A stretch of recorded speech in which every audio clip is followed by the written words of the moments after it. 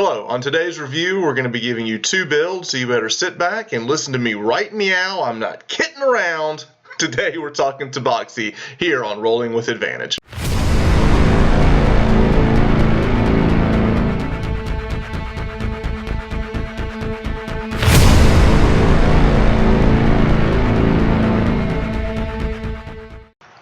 Today we're going to be looking over the Tabaxi, and anytime we do a review of a race, I want to look over all of the different backgrounds, the lore, the racial traits, and I'm looking for inspiration. I'm trying to figure out, how do I want to play this race? How do I want to play this character? How do I want to build it? Now, of course, we can always play against type. You can make your half-orc sorcerer, you can make your dwarven wizard or whatnot, but, you know, for me personally, unless I've got a really interesting reason why I want to do that, I like to kind of look at a race and kind of say what makes sense for the race and the motivations of that race. So as we look at the Tabaxi, we're going to look at the ability score increase that we have 2 to dexterity, 1 to charisma. So immediately jumping out to me is bard, rogue, maybe ranger, charisma. You could make an argument for warlock or even sorcerer. The point is, there's a lot of options with a Tabaxi, just with the ability score that we have here. As we scroll down and we take a look, of course, dark vision is a great thing to have. Feline agility is absolutely amazing, and it's like a hallmark of the Tabaxi class or race, in the sense that I can now move twice, basically a double move. It doesn't count as a dash. So you could, as a rogue, just like sprint around the battlefield. I think it's absolutely incredible. Or it gives a class that maybe doesn't have the ability to do that, the ability to move around super fast if it doesn't have bonus actions for dashes and whatnot. So that's super useful. Cat's Claws is a lot of fun as well. It allows us to climb, gives us a 20-foot climbing speed. Also gives us a weapon if we need it in a pinch. But the caveat to this, though, is that it's using your strength modifier. So it just depends on what type of class you are playing or build, if that's going to be extremely useful. Now, Cat's talent is amazing, and I think it's one of the main reasons I would want to play a Tabaxi is just because you're automatically getting perception and stealth, which makes perfect sense with the race.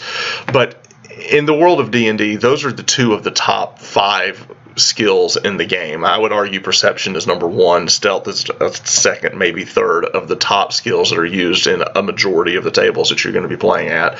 And having those out of the gate just as a race option is incredible. So what we want to take a look at as we're looking at the Tabaxi is, okay, so now I kind of have an idea of the racial traits. Well, what about playing a Tabaxi? Now, Tabaxi, they pretty much hail from Cholt, the jungles. They love to travel. They're very curious. I mean, anybody who's ever owned a cat understands the curiosity of a cat. Also, how they just kind of get into things. And I think that would kind of direct me on where I would want to play my character, just based on the things that I know about cats in general. Now, as far as pop culture goes, we can also draw inspiration from Puss in Boots or Thundercats, or I'm a child of the 80s, so I'm going Thundercats.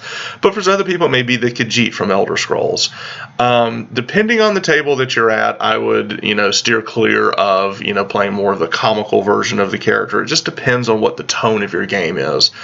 A Tabaxi can be a lot of fun to roleplay. Hauever, I would caution people to say, okay, sometimes maybe too many cat puns is too much, or, trying to hack up a hairball on the table may not be the best thing at every table, but every now and then it can be pretty funny. Quick side note on that, I had a friend of mine, Danny, who was playing a Tabaxi cleric at a game. He walks into the innkeep and looks at the innkeep and says, "Innkeep, I would like a room, please, and if you don't mind, I would like to have a 5x5 box filled with sand granules." The table died laughing. The idea of the character walking in asking for a room with a litter box was absolutely hilarious. So, big shout out to him. I thought that was hilarious. I've been laughing about it for weeks. So, like I said, Tabaxi can be a lot of fun to roleplay. But let's go ahead and dive into the build. The first build that we're going to be taking a look at is going to be a College of Lore Bard. The reason is that I'm trying to think, if I want to build this character, I'm going to go with the curiosity. I'm going to go with the whole idea they're just inquisitive, they're always into things, they're just, knowledge seekers. And with College of Lore Bard, we're going to be able to get 10 skill proficiencies by level 5, which is insanity. Actually, maybe level 3 by the time we can do that. So as we're looking over this, College of Lore Bard is a great jack of all trades type of class that we can play, where you can fight, you can cast, you'll be great in the social aspect of the game and like the social encounters. But as we look over the Bard, what I'm looking at is I've already gotten 2 skill proficiencies, and then as a Bard I pick up 3 more. Now we're at 5. So at level 1, I'm going to have 5 off of this, and then I'm going to have another 2 once we get over to our background. So at level 1, I'm going to have 7 skill proficiencies.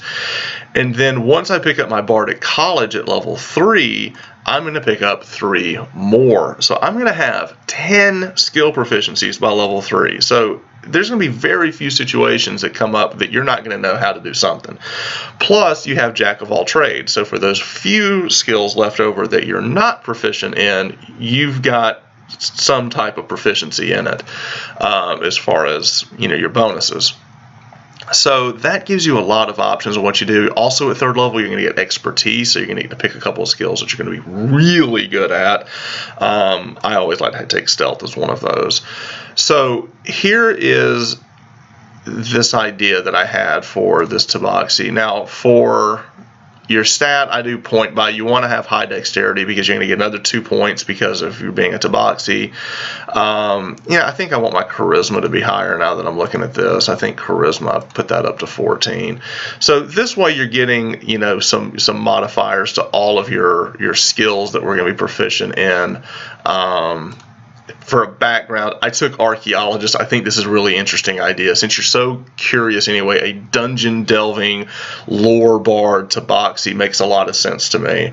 I think there could be a lot of fun to be had with that. Language, I chose goblin only because you pick whatever you want, but for me, I was sitting there thinking, if this character is from Cholt, the Batiri goblins are a big problem down there, so maybe he learned how to speak goblin while he was in Cholt. Just an idea. Alright, so equipment, I didn't do this earlier. We'll just go ahead and pick rapier, entertainer's pack, sure, a lute, leather armor, all looks good. All looks good. And then let's go ahead and equip those so we get to kind of see all of our bonuses out the gate. Picking up the leather armor. Make sure you always, if you're using D&D Beyond, be sure you wield these weapons. If you don't, they won't show up on your character sheet.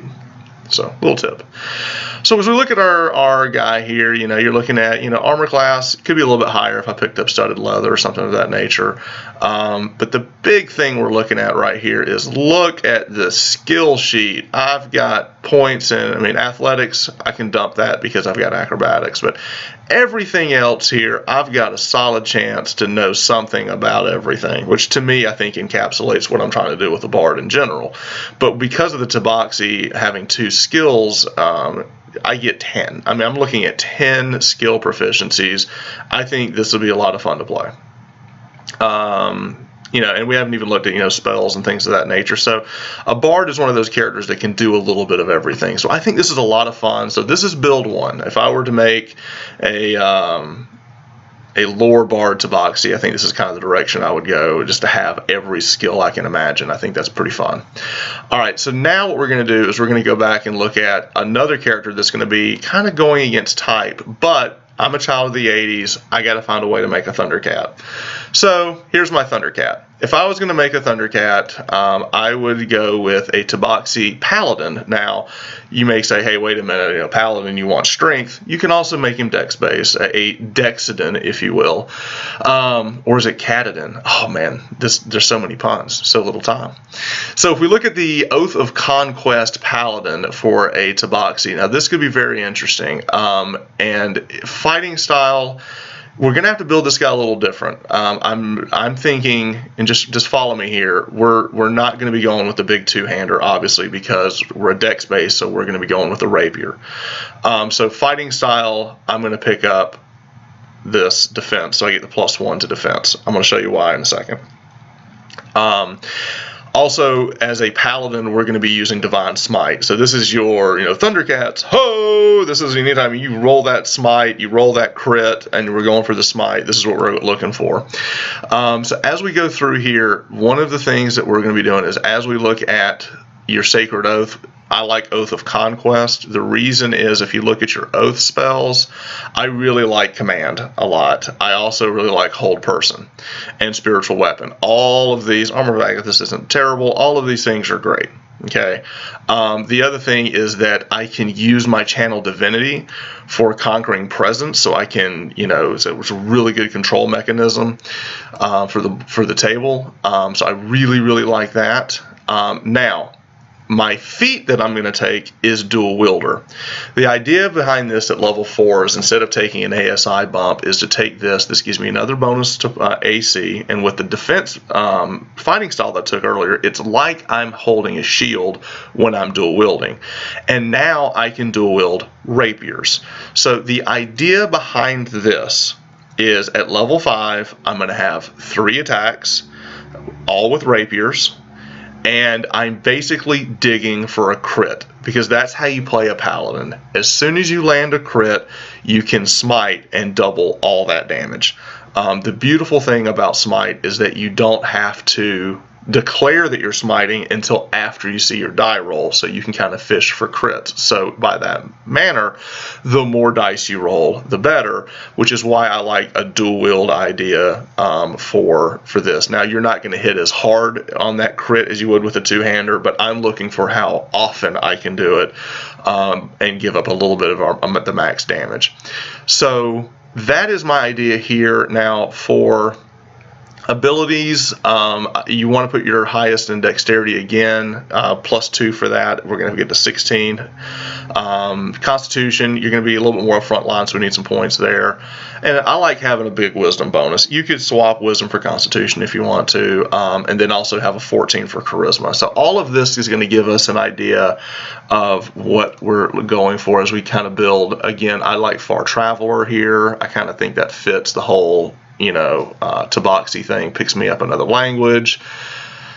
So let's I did get the equipment on this guy. So what I want to do is show you kind of what we're looking at. Now, I didn't pick up a shield, so just with wearing a breastplate, a good dexterity, and then picking up the this fighting style, and also picking up dual wield, I'm sitting at an armor of 18. Which is solid, and I'm dual wielding rapiers. So the idea is I'm going to be running up into combat, and I'm going to go swing with my rapiers, and then I'm going to get my bonus action to swing again. So I'm going to get 3 attacks with my rapiers. And remember when I talked about at the beginning about the feline agility. So with a Tabaxi paladin or any martial class you want to build, you're going to be able to run up, kill somebody, and then next turn I can sprint up to the next person. So it's like I get a dash action, but I don't actually have to use a bonus action to get it. And that, I think, is the strength of making like a front line or even a rogue melee Tabaxi. So a lot of fun to be had. Like I said, we got 2 builds here. I think Lorebard looks a lot of fun. I would like to play the Katadin, I guess we'll call it. I think that could be a lot of fun. So if you like this kind of content, please like and subscribe to the channel. Also, if you've had any experiences playing Tabaxi, I'd love to hear it. I'd like to hear, what your experience at the table is like. If you have any questions, feel free to reach out to us. And you can also reach our Discord, join our Discord channel, which I'll leave the information in the description of the video. If you want to continue this conversation online, it'd be great. So you're welcome to join the community. Thanks for watching, and as always, keep rolling with advantage. Thanks.